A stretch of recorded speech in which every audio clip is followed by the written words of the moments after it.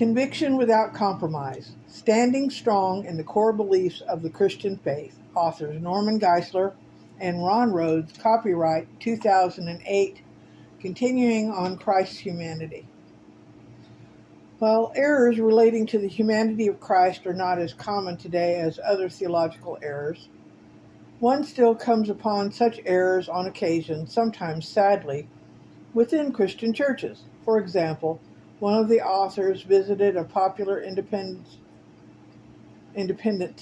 Bible church in the Dallas area in which a deacon was teaching second graders that in the incarnation the Holy Spirit came upon Mary, and the Holy Spirit provided the God part of Jesus, and Mary provided the human part of Jesus.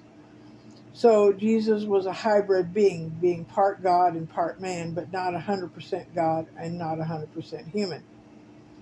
The deacon was graciously informed of the biblical view, and the class was so instructed.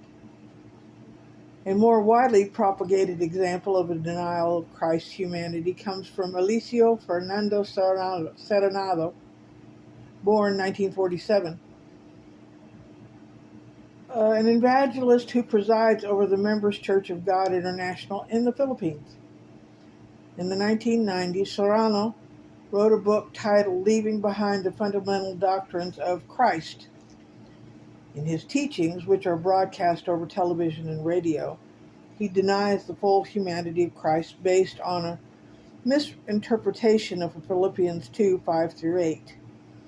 He argues that the phrases form of a bondservant, likeness of man, and appearance as man prove that Jesus was not truly a man.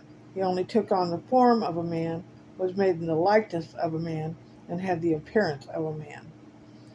If Jesus was truly a man, Serrano reasons, words such as form, likeness, and appearance would have not been used of him in the Bible. The doctrinal statements of Serrano's church therefore proclaims, we believe that Christ descended on earth from the bosom of the Father, suffered for the redemption of sin, died on the cross, resurrected after 3 days, ascended into heaven, and sits on the right-hand side of God. We noted previously that the Apostle John condemns as the spirit of the Antichrist the teaching that Christ is not a man. 1 John 4:2-3. Serrano is therefore in grave error. Hebrews 2:17 informs us that Christ's humanity is pertinent to our salvation. For in all things he had to be made like his brethren, that he might be a merciful and faithful high priest in things pertaining to God, to make propitiation for the sins of the people. Without Christ becoming a man, our salvation would not have been possible. A proper understanding of Philippians 2:5-8 supports the idea that Christ, in the incarnation, was 100% God and 100% human. The whole point of this passage is that whereas Christ had been God for all eternity, he now had an additional nature, a human nature. The incarnation involving a gaining of human attributes as opposed to a giving up of divine attributes.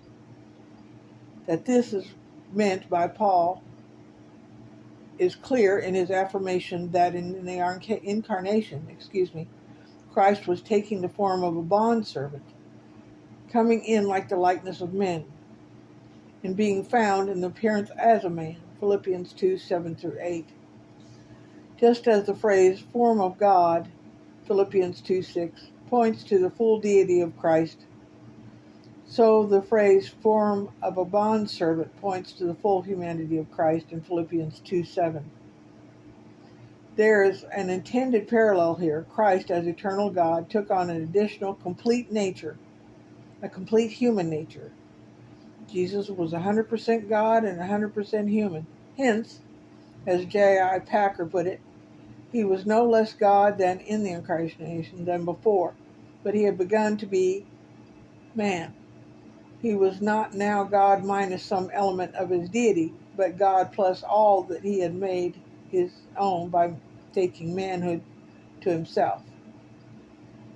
Theologian Robert Lightner suggests that there's a reason the phrase likeness of man is used of Jesus in this passage.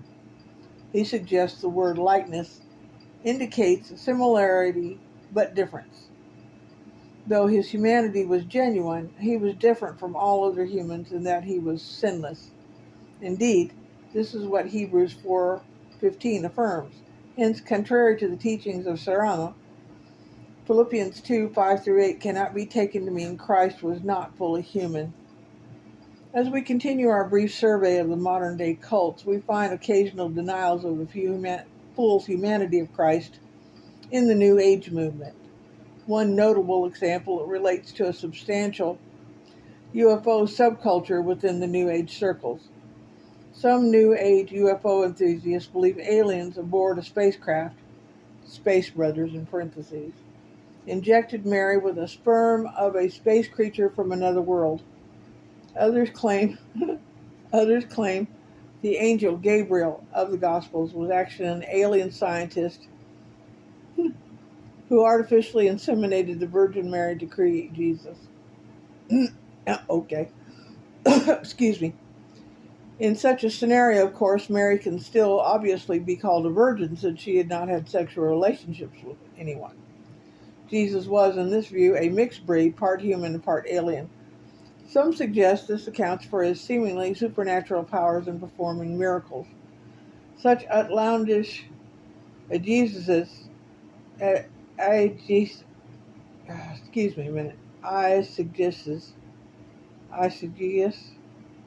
something like that, is not even worthy of comment, except to say that this viewpoint, like many other chronicled in this book, fits neatly into the category of doctrines of demons.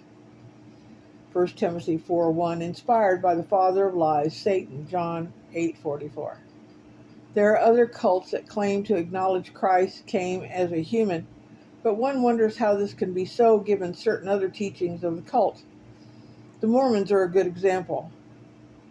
Mormons teach that Jesus was born as a man from the physical sexual union of God the Father, an exalted man with a flesh and blood body, and the Virgin Mary. How, though, can a man be born from a physical union of a physical God and a human? Is not the biblical pattern that like begets like, Genesis 1:24? The popular Mormon book, Gospel Principles, makes it sound as if Jesus was a hybrid being. Jesus is the only person on earth to be born of a mortal mother and an immortal father. That is why he is called the only begotten Son. From his mother he inherited mortality and was subject to hunger, thirst, fatigue, pain, and death. He inherited divine powers from his father. Well, it sounds like to me, in my own opinion, it's like a story about Zeus coming into certain women as a horse or eagle, and all of a sudden these women give birth to get demigods. It's about the same idea, what I'm getting from this. Biblically, of course, Jesus' human nature was created via the overshadowing ministry of the Holy Spirit. Luke 1:35. The work of the Holy Spirit was necessary because of Christ's eternal deity and pre-existence. See Isaiah 7:14 and 9:6 and Galatians 4:4. The Holy Spirit's supernatural work in Mary's body enabled Christ, as eternal God, to take on a human nature. Mind science cults, such as the Christian Science, is also worthy of a hard look. The proponents of Christian Science claim a human Jesus embodied the divine Jesus. The Christian Science worldview ultimately causes problems for this idea. After all, Christian Science teaches that all things in the universe are ultimately God. Since God is all that truly exists, it is reasoned. This means that physical matter ultimately does not exist. If matter does not exist, then neither can a physical human body truly exist. It is ultimately an illusion. It therefore seems fair to suggest that the Christian Science worldview constitutes an implicit denial of the full humanity of Christ, a humanity that includes both a material and immaterial aspect. In any event, whether unorthodox denials relate to the material or immaterial aspects of Christ's humanity, both denials are in grave error, because Christ has to be both God and man to attain our salvation. The doctrine of Christ's full humanity was truly central to the Christian faith. Theological quick review. Chapter 5, main idea. The incarnate Jesus was fully human. Important. As the perfect mediator between God and man, Christ had to be fully divine and fully human. As God, he could reach to God. As man, he could reach to man. Unorthodox viewpoints. A variety of unorthodox viewpoints are represented in both ancient heresies and modern cults. Such errant viewpoints generally deny either material or immaterial aspects of Christ's humanity. Course of action. On the doctrine of Christ's humanity, there must be conviction without compromise. And I am sorry about tripping over this one word. I've not seen this before. I will spell it for you, and then perhaps you can look it up. The word I tripped over is EISEGESIS.